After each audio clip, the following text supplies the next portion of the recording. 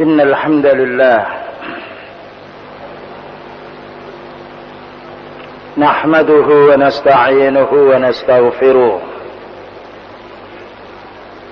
ونعوذ بالله من شرور أنفسنا ومن سيئات أعمالنا من يهده الله فلا مضل له ومن يضلل فلا هادي له أشهد أن لا إله إلا الله وحده لا شريك له وأشهد أن محمدا عبده ورسوله اللهم صل وسلم على نبينا محمد وعلى آله وأصحابه أجمعين أما بعد. Ayyuhal ikhwah wal akhwat, kaum muslimin wal muslimat yang dimuliakan oleh Allah Ta'ala,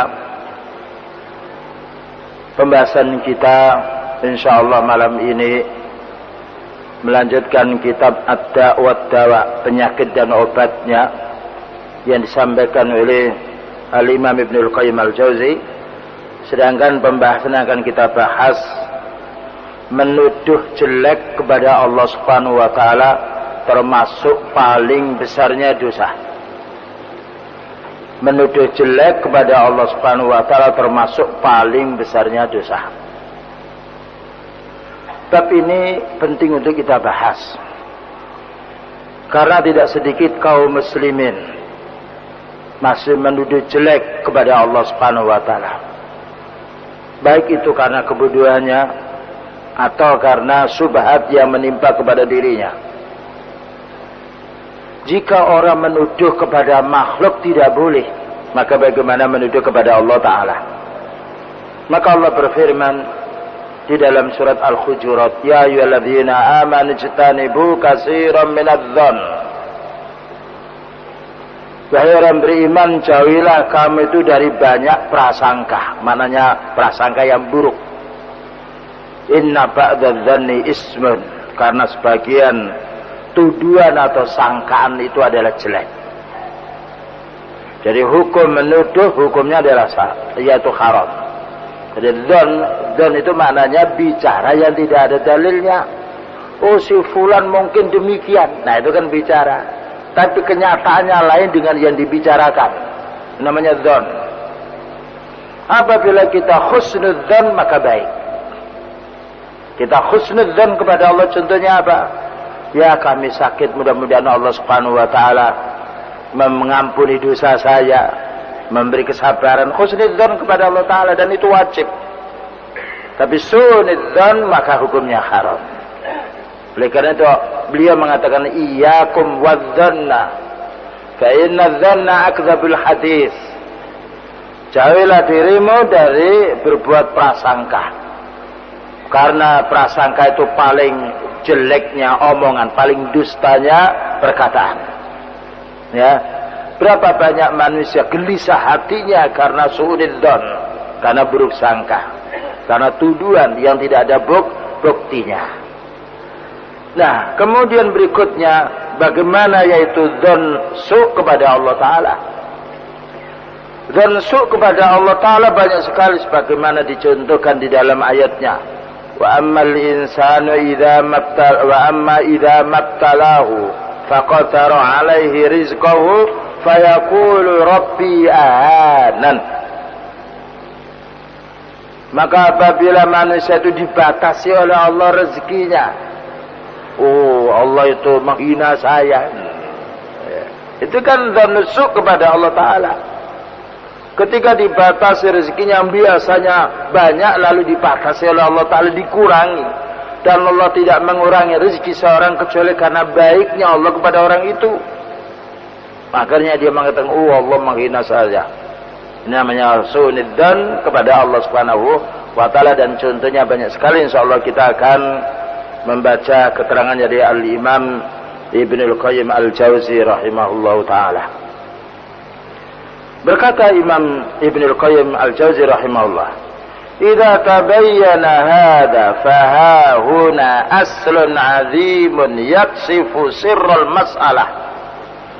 Maka apabila kita sudah mengetahui ini semuanya, Bahwa orang berbuat syirik itu maknanya dia menuduh Allah itu disekutukan, menuduh Allah itu punya sifat kekurangan. Menuduh Allah punya sifat kekurangan. Maka dia berarti sunudzon kepada Allah Subhanahu wa ta'ala. Wa huwa anna 'azama dzunubi 'indallahi isa'atudz dzanni bi.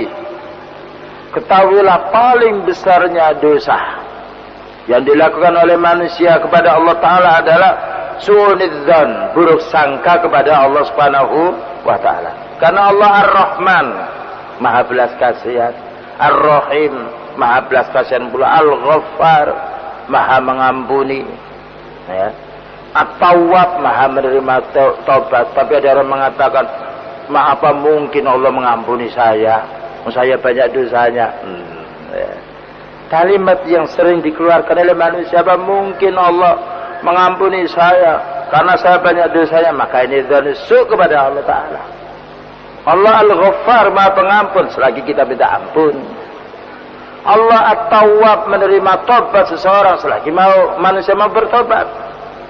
Makanya ketika ada dua orang, yang satu alim, yang satu jahil. Yang jahil itu banyak maksiat. Oh, yang satu abid. Abid itu orang ahli ibadah. Yang satu ahli maksiat. Maka ketika orang ahli ibadah melihat orang maksiat, tentunya tidak senang. Keluar mulutnya menasihati. Hei fulan, berhentilah kamu dari maksiat ini. Bagus kan? Orang beribadah menasihati. Besoknya lagi diuji oleh Allah Ta'ala. Orang ini maksiat lagi. Fulan ittaqillah, kamu takutlah kepada Allah Ta'ala, jangan berbuat maksiat. Apa katanya orang maksiat? Kamu jangan mengurusi saya, urusi dirimu sendiri. Subhanallah.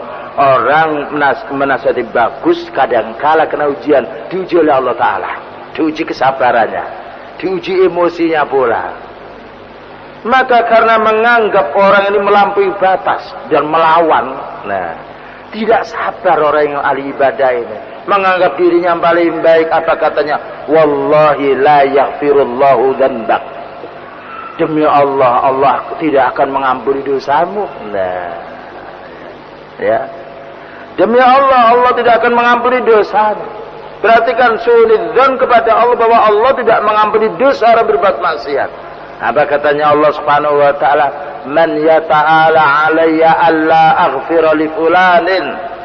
Siapa yang berani bersumpah atas namaku bahwasanya aku tidak mengampuni dosa fulan itu, aku ampuni dosa dia dan aku masukkan kamu di dalam neraka. Subhanallah. Ya.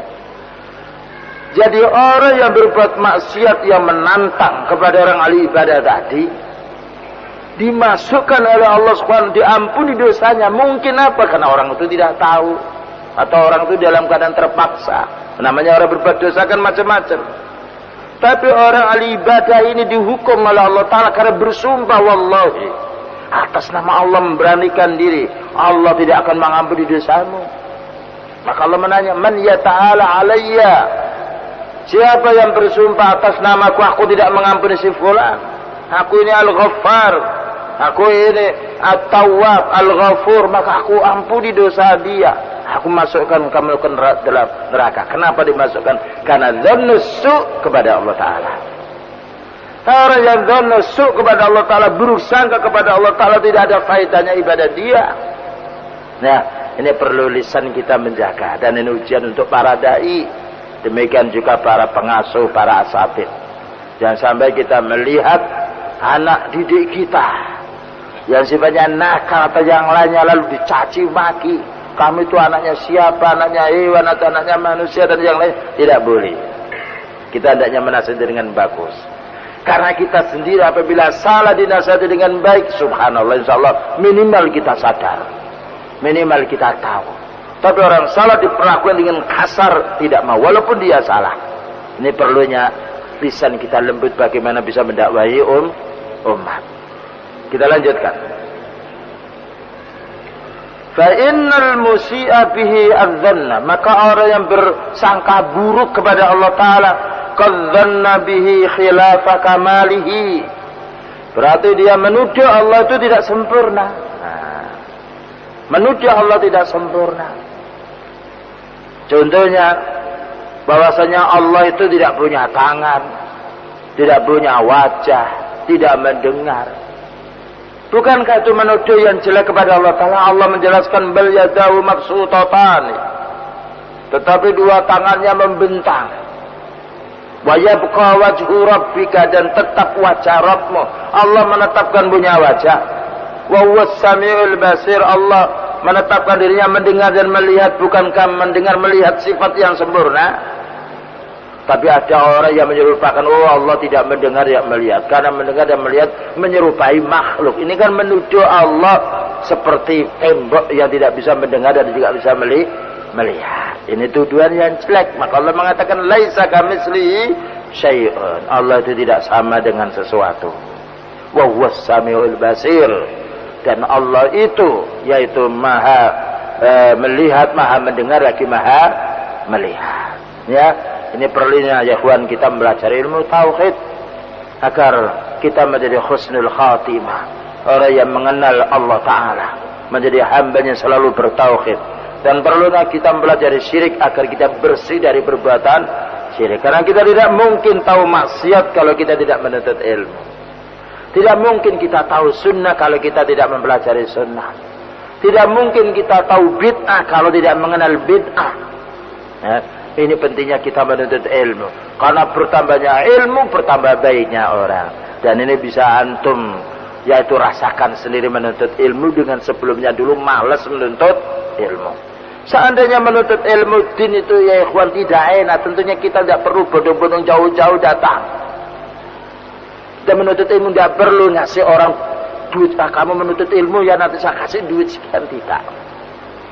Tapi karena ilmu itu nikmat bagi orang yang beriman dan merupakan modal utama untuk para utusan Allah Ta'ala, maka dirasakan nikmat pula oleh pengikutnya yang setia. Ya. Jadi dengan ilmu din kita belajar Al-Quran dan Sunnah, dengan pemahaman para sahabat menyejukkan hati, bisa mengenal yang hak untuk kita ikuti dan bisa mengenal yang batil untuk kita jauhi. Selanjutnya, wa dhanna bihi ma yunakizu asma'ahu wa sifatihi, ada orang yang menuduh bahwasanya Allah itu bertentangan dengan sifat dan namanya. Ya. Seperti kelompok Jahmiyah yang meniadakan Allah itu tidak punya sifat. Lah apabila Allah tidak punya sifat, ya tidak ada. Karena sesuatu yang ada pasti punya sifat. Pulpen itu punya sifat. Ya, diri kita punya sifat, mobil punya sifat, hewan punya sifat. Yang tidak ada sifatnya, ya tidak ada wujudnya.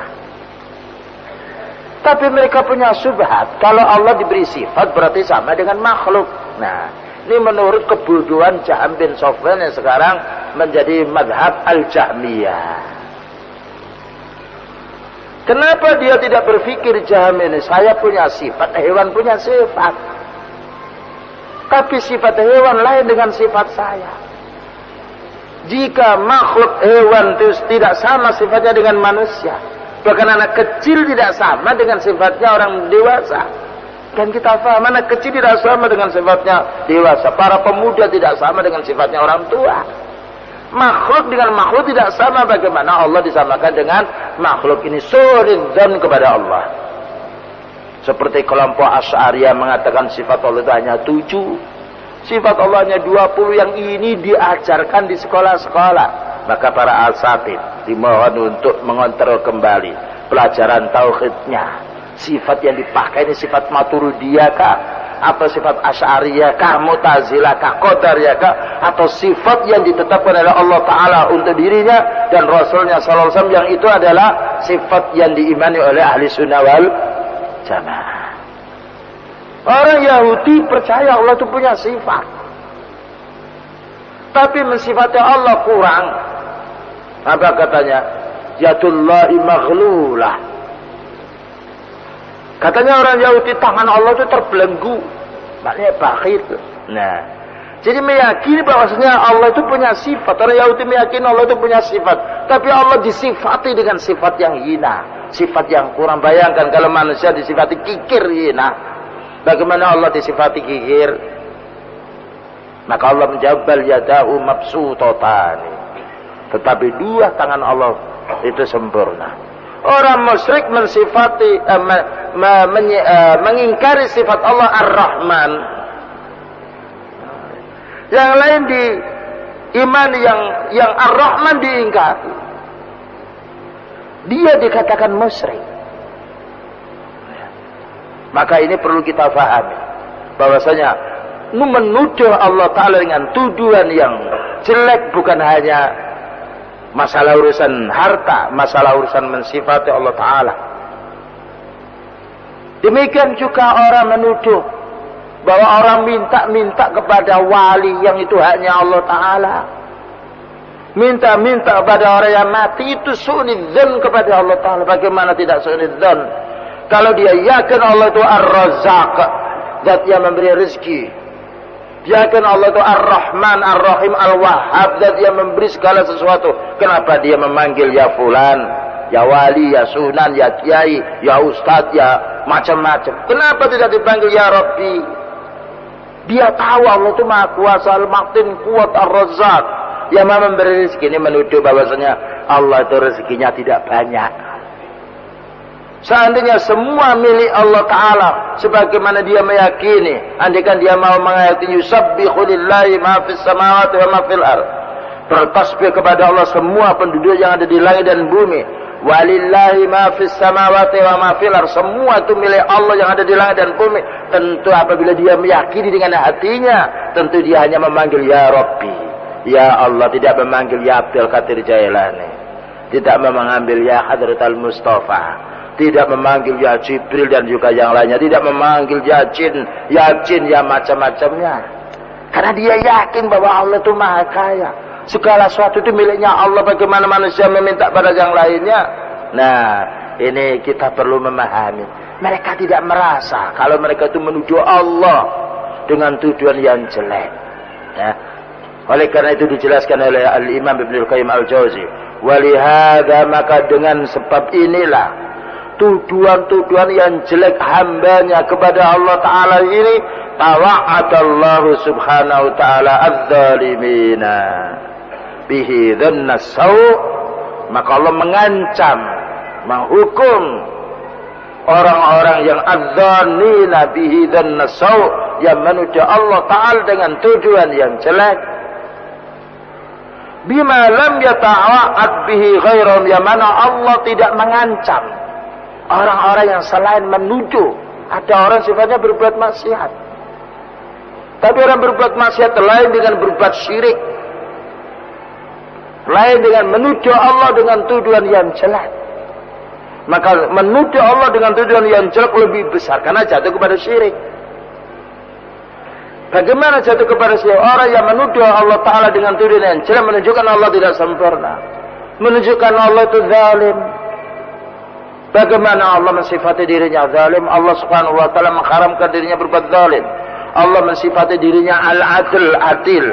Allah mensifati dirinya Ar-Rahman, Ar-Rahim.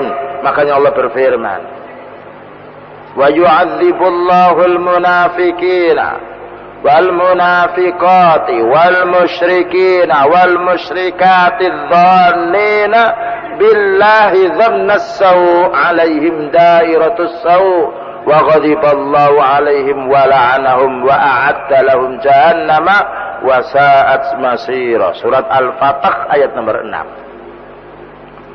Ya. Maka Allah berfirman, wa yu'adzibullahu al-munafiqina wal munafiqat. Allah mengazab orang munafik, laki-laki dan perempuan. Kenapa diazab?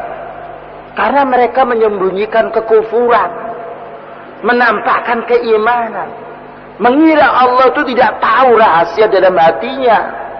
Yukhati'unallaha, mereka menipu Allah. Walladzina amanu, menipu orang mukmin.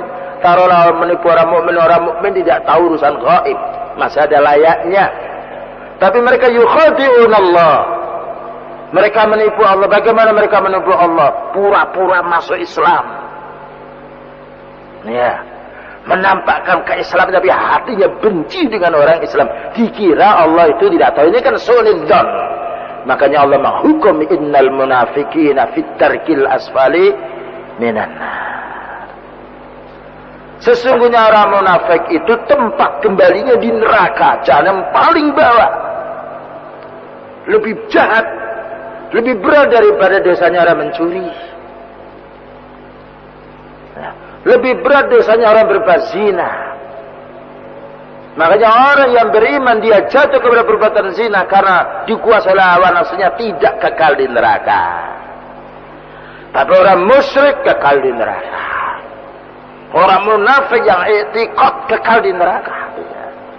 Ya, ini menunjukkan memberantas kemunafikan, memberantas syirik lebih besar daripada memberantas korupsi. Bukan berarti tidak boleh diberantas korupsi, berantas, tapi syirik didahulukan karena itu balak, yaitu pokoknya, ketuanya balak, yaitu syirik dan orang munafik itu. Nah, orang munafik dia memutar lidah, yang haram menjadi halal, yang halal menjadi haram. Lalu Allah juga mengazab wal musyrikina wal musyrikat. Dan Allah mengazab orang musyrik laki-laki dan musyrik perempuan. Bayangkan Allah menyamakan orang munafik dengan orang musyrik. Orang musyrik tidak sholat tidak siam, orang munafik sholat siam, tapi sholat secara dhahir artinya kufur. Tapi Allah menyamakan yu'adzibu wa yu'adzibullahu al-munafiqina wal munafiqati wal musyrikina wal musyrikat. Kenapa? Adzanina billahi dhanna sawu, karena menuduh Allah Ta'ala dengan tuduhan yang jelek. Na'udzubillah min dzalik. Ya, makanya ya kan, kalau kita melihat ada orang mamanya sakit, oh ini kewalap kau dihukum oleh Allah, jangan. Soalnya kita itu tahu tentang urusannya Allah Ta'ala. Doakan saudara kita, kalau dia bermaksiat, jangan maksiat ya. Bagus, tapi kalau kita katakan, ini yang lain-lain tidak, kecuali kalau kita tidak menunjuk orang, maka orang munafik kena balak, betul. Orang musyrik kena balak, betul. Kalau si fulan kita tidak tahu. Karena suatu saat orang itu dihukum oleh Allah Ta'ala untuk dihapus dosanya. Bukankah Rasulullah SAW sakit? Bukankah para anbiya sakit? Ya. Maka setan kadang-kala membujuk, masuk di mulut kita. Katakan si fulan itu karena kualat dia. Ini hukum karma. Ya. Atau yang lainnya. Kalau tidak menunjuk orang, tidak mengapa. Kalau menunjuk orang berarti kita mengetahui isi ini sebagaimana Allah tahu orang itu, maka tidak boleh. Ya. Apa katanya Allah Ta'ala? Alaihim dairatus sawu. Maka mereka itu mendapatkan giliran yang jelek. Mereka ini siapa? Orang munafik, orang musyrik. Makanya Allah Subhanahu wa Ta'ala membongkar rahasianya orang munafik ini. Dan juga Allah mengalahkan orang musyrik. Wa ghadiballahu alaihim, maka Allah marah kepada orang munafik dan orang musyrik. Wa la'anahum, dan Allah melaknat, maknanya menjauhkan dari rahmatnya. Sekalipun orang itu dikasih makan, dikasih sehat, tapi rahmat ketenangan jiwa dicabut oleh Allah Ta'ala. Ya. Wa a'adda lahum jahannam, dan Allah menyiapkan bagi mereka neraka jahanam. Kepada siapa? Orang munafik dan orang musyrik yang menuduh Allah Ta'ala dengan tuduhan yang jelek. Wasa'at masira, dan paling jeleknya tempat kembali. Demikian juga Allah berfirman di dalam ayat yang lain, yaitu surat Fussilat ayat nomor 23. Wa qala ta'ala liman ankara sifatan min sifatihi. Maka Allah Ta'ala menjelaskan orang yang mengingkari sebagian sifat-sifat Allah, termasuk orang Jahmiyah, orang Asy'ariyah, kelompok Maturidiyah, kelompok Kullabiyah, dan juga kelompok Mu'tazilah, kelompok Khawarij, dan juga Murji'ah dan yang lainnya. Maka Allah mengatakan wa dzalikum dzannukumul ladzi dzanantum bi rabbikum. Yang demikian itu tuduhanmu yang jelek kepada Rabbmu. Bagaimana Allah disifati tidak melihat, Allah disifati tidak mendengar, Allah disifati tidak di luar alam, tidak di dalam alam. Allah dikatakan Allah itu tidak ada dan tidak ada. Lalu gimana pikirannya orang itu? Kalau dikatakan ada, berarti Allah itu menyerupai dengan makhluk yang ada. Kalau dikatakan tidak ada, menyerupai dengan yang tidak ada. Sehingga mereka bingung, Allah itu tidak kita katakan ada dan tidak kita katakan tidak ada. Apa akal bisa menerima? Ada itu kebalikan tidak ada. Maka Allah mengatakan qul huwallahu ahad. Katakan Allah itu satu. Maka orang Nasrani yang menjadikan Tuhan, yang memiliki ilah selain Allah seperti Isa ibnu Maryam dan yang lainnya, menuduh bahwa Allah itu punya anak, menuduh Allah itu butuh anak. Kalau butuh anak, butuh cucu, butuh bapak, butuh kakak, butuh nenek, butuh, ya itu kan rangkaiannya, dituduhnya. Makanya Allah membersihkan diri, lam yalid walam yulad. Allah itu tidaklah melahirkan dan tidak dilahirkan. Allah mengutuk pula yaitu orang Yahudi karena dituduh Allah itu ya karena dia mengatakan Uzair itu anak Allah Ta'ala. Bagaimana Uzair dikatakan anak Allah Subhanahu Wa Ta'ala? Berarti Allah itu butuh anak. Dan kalau namanya anak nanti bisa menggantikan bapak. Ini yang dhannussu kepada Allah Ta'ala. Tapi banyak orang tidak paham.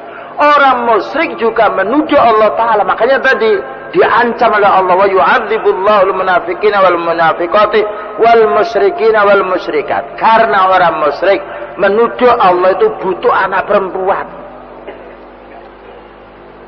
Padahal orang musyrik itu sendiri pada zaman jahiliyah ketika lahir anak perempuan maka dikubur hidup-hidupan. Mereka sendiri tidak senang dengan anak perempuan. Bagaimana Allah disifati punya anak perempuan? Maka Allah membantah, alakumudz dzakaru wa lahul unsa. Orang musyrik, apa layak kamu itu senang kepada anak laki-laki lalu mensifati Allah punya anak perempuan? Tilka idzan qismatun dhiza. Ini adalah pembagian yang tidak adil. Ya. Demikian juga bahwasanya Allah itu butuh wasilah, butuh perantara, menuduh Allah itu seperti presiden, seperti raja. Ya. Ada orang yang sifatnya mohon kepada Allah tidak mau. Kalau saya banyak dosa, saya tidak dikenal oleh Allah Ta'ala. Tapi kalau wali itu yang saya panggil, wali atau kiai itu yang mau mendoakan dia kenal dengan kiai. Na'udzubillah min dzalik. Kenapa tidak dia berpikir nyawa itu siapa yang memberi kepada dirimu? Badan sehat itu siapa? Apa kiaimu atau walimu yang ngasih kamu badan sehat? Kamu bisa bernafas itu minta kepada walimu atau yang lain. Mesti kan berpikir dia. Namanya dzannussu kepada Allah. Dan contohnya pasti banyak sekali ya. Makanya kita sekali lagi, mari kita menuntut ilmu yang sebanyak-banyaknya. Karena hanya ilmu itu yang membuat kita tahu yang hak dan juga tahu yang batil. Wa qad ja'al haqqu wa zahaqal batil innal batila kana zahuqa. Sungguh telah datang yang hak dan akan hancur yang batil. Ya, tentunya batil akan hancur kalau ada orang yang menyampaikan yang hak. Karena Quran ya ikhwan tidak bisa bicara sendiri. Berapa banyak toko jual kitab ini orangnya masih mengamalkan bid'ah. Ya, dia dikelilingi dengan kitab. Bawa sampai ke atas. Tapi kitab ini nggak bisa menasihati fulan penunggu toko, kamu jangan mengamalkan bid'ah ya, nggak begitu, nggak ada kitab yang bicara begitu dia. Ini lo kitab ya, ini syirik, jangan kamu kerjakan, nggak ada. Butuh ada orang yang menyampaikan, membacakan Al-Quran, yang membacakan hadis Rasulullah SAW. Makanya Allah Subhanahu Wa Taala tidak menurunkan Al-Quran kecuali kepada utusan. Huwallazi ba'atsa fil ummiyina rasulan minhum yatlu 'alaihim ayatihi wa yuzakkihim wa yu'allimuhumul kitaba wal hikmah. Jadi ya ikhwan, kitab ini perlu ada orang menyampaikan. Dan orang menyampaikan harus orang yang berilmu, bukan orang falsafat kerjanya membahas masalah Al-Quran dan Sunnah. Orang yang kedokteran hanya semangat dia mau taklim, mau menyampaikan, tapi hanya modalnya Quran terjemah, salah nanti. Bayangkan kalau kita seorang ahli hadis mau periksa, mau membahas masalah bedah tulang, dia hanya tahu hadis, mati orang itu nantinya. Ambil pisau dibelek, mati dia. Maka ahli hadis yang membahas masalah urusan din, dokter engkau membahas masalah urusan kesehatan manusia. Boleh engkau membahas masalah urusan din, fahami din dengan bahasa Arab yang bagus, dengan pemahaman as-salaf boleh. Hanya sekedar semangat tahu satu dalil, dua dalil lalu dihubungkan, ini dihubungkan, itu tidak boleh. Bagikan orang yang hanya mengenal dia operasi, melihat sekali, oh kok enak sekali operasi, tidak tahu ini. Maka orang operasi perlu dicek dulu dia darahnya, perlu dicek batunya, parunya, jantungnya, semuanya dia. Setelah selesai bagaimana ini, dan juga yang lain baru dikerjakan, dan ini darahnya bagaimana, semuanya pakai ilmu dulu. Maka bagaimana belajar urusan din hanya sekedar semangat qala Allah Ta'ala wa qala Nabi. Oleh karena itu Rasulullah SAW mengingatkan nanti akan ada zaman bahwa manusia itu berkata hadis-hadis Rasulullah SAW yang kamu tidak pernah mendengarnya, dan ayamul pula tidak mendengarnya. Karena apa? Memakai hadis-hadis palsu. Seperti sekarang mungkin sebentar lagi marak nisfu Sa'ban. Nisfu Sa'ban separuhnya yaitu Sa'ban. Sa'ban ini bulan mulia, tapi keutamaannya beliau siam Sa'ban ini paling banyak daripada yang lainnya. Boleh. Tapi tidak boleh satu bulan penuh siam Sa'ban. Ya.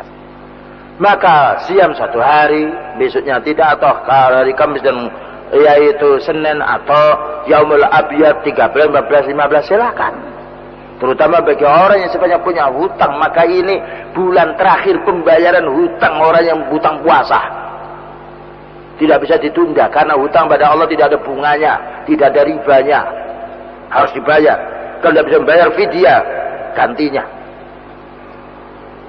Adapun sekarang mengadakan mau melek bengi, atau melek bengi bahasa Jawa itu bangun malam mengadakan sholat malam nisfu Sa'ban, bid'ah maudhu' hadisnya. Nah, mumpung belum datang ini sekarang, yaitu tanggal 13. Tanggal 13 Sa'ban. Ada lagi mengatakan malam Sa'ban adalah malam Lailatul Qadar. Lailatul Qadar itu adanya pada bulan Ramadan, dan itu pun 10 yang terakhir. 10 yang terakhir. Tidak ada Lailatul Qadar pada bulan Sa'ban. Ada lagi mengatakan barang siapa yang beribadah malam Sa'ban ini, maka air Zam-Zam sumbernya akan tambah banyak. Na'udzubillah min dzalik. Ya. Barang siapa yang sifatnya dia bangun malam, yaitu dia mau menghidupkan malam itu dengan baca Al-Quran dan juga yang lainnya, dia akan mendapatkan syafaatnya. Semuanya adalah palsu. Ada lagi yang mengatakan malam Sa'ban ini harus ziarah kubur. Ziarah kubur ibadah, menentukan hari-hari itu. Kalau tidak ada dalilnya tidak boleh.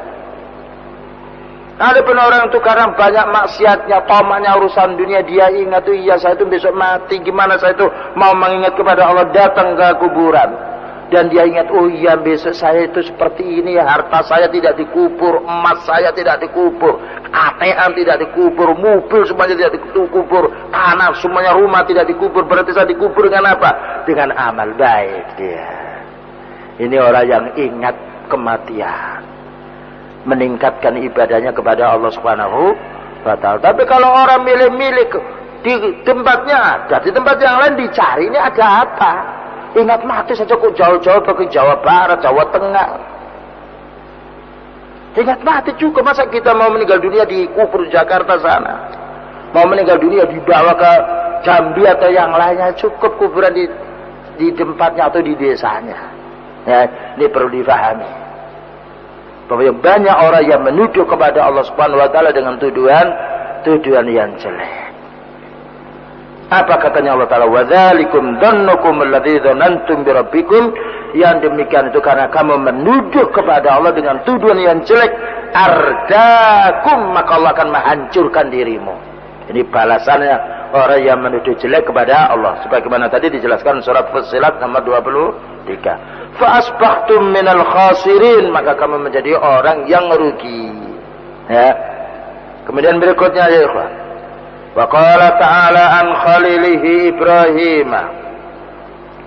Berkata Allah Subhanahu wa taala yaitu tentang kekasihnya yaitu Nabi Ibrahim alaihissalam, annahu qala liqaumihi, bahwa Nabi Ibrahim pernah berkata kepada kaumnya dan juga berkata kepada bapaknya yang musyrik, madza ta'budun, wahai kaumku, kamu itu menyembah apa?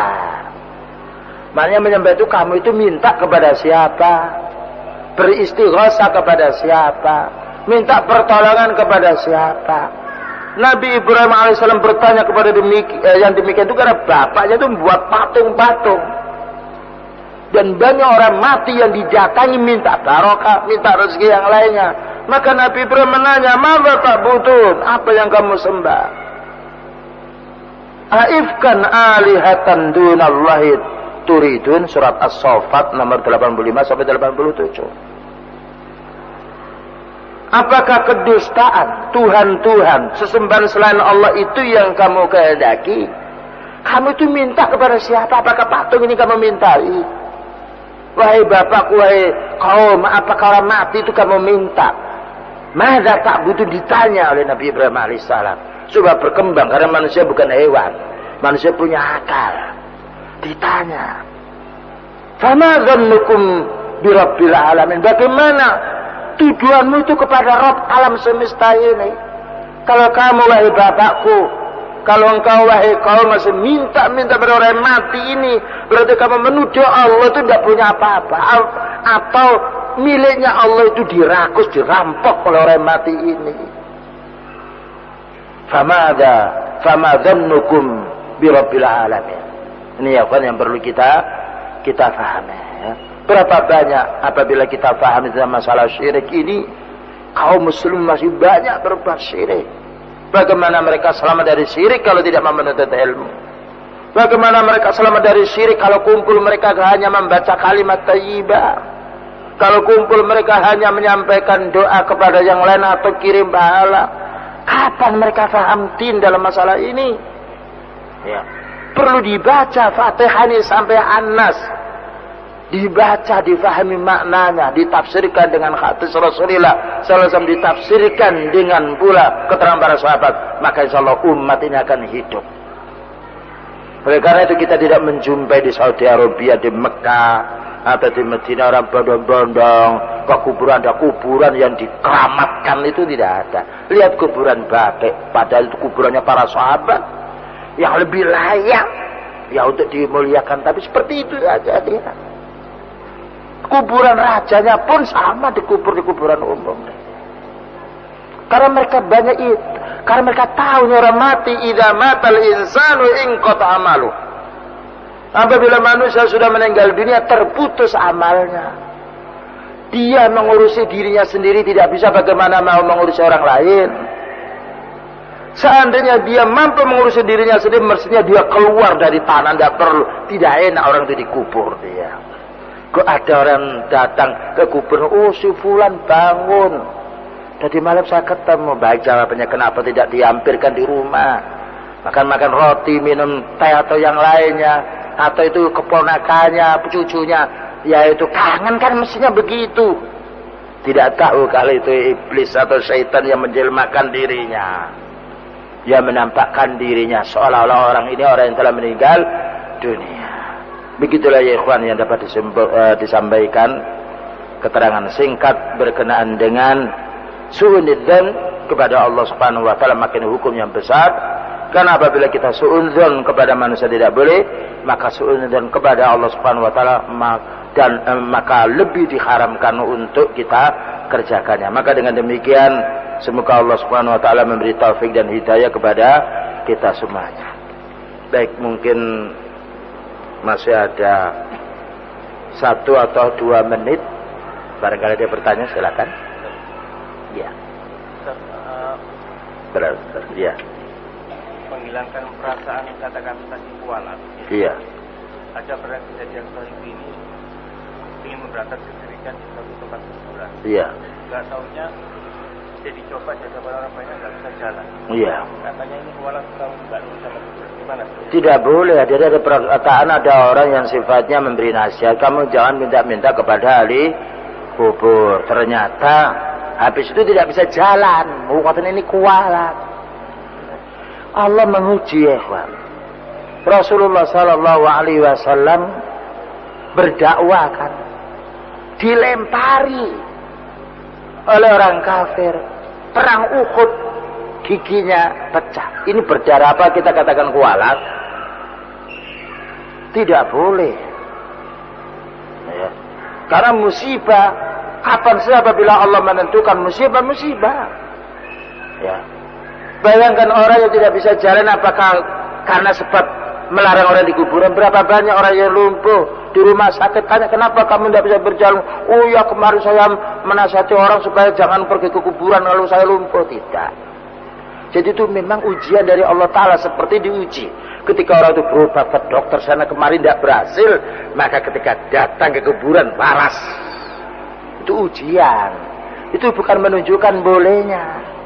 Seandainya itu menunjukkan bukti benar, ya mestinya rumah sakit yang banyak orang yang gila di rumah sakit itu dibawa saja ke kuburan biar waras dia. Ya, ini tidak boleh.